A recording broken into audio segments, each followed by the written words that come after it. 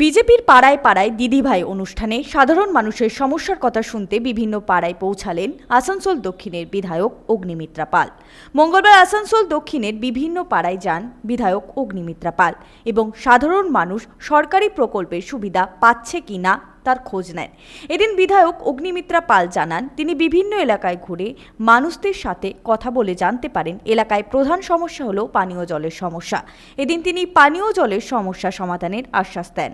আর 1 বছর বাকি, সরকার বদলাবে। আমাদের দৃঢ় বিশ্বাস পশ্চিমবঙ্গের মানুষ এবার ডিসিশন নেবে যে পরিবর্তন চাই, পরিত্রাণ চাই।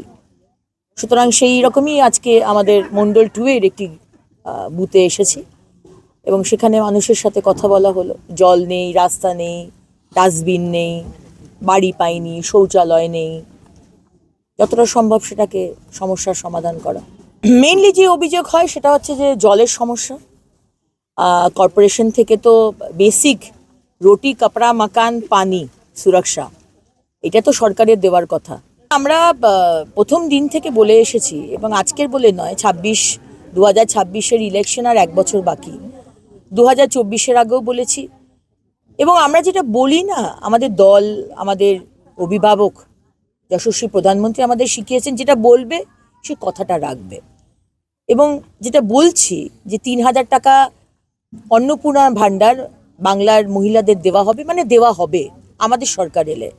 আজ যদি এই সরকার আসে তাহলে পরের মাসের 1 তারিখে অ্যাকাউন্টে ঢুকে যাবে, ঠিক যেরকম দিল্লিতে হয়েছে, ঠিক যেরকম মহারাষ্ট্রে হয়েছে, ঠিক যেরকম হরিয়ানাতে হয়েছে।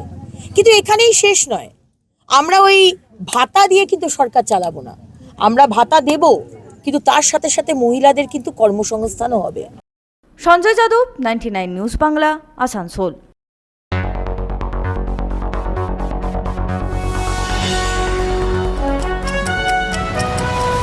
আপনারা দেখছেন 99 নিউজ বাংলা।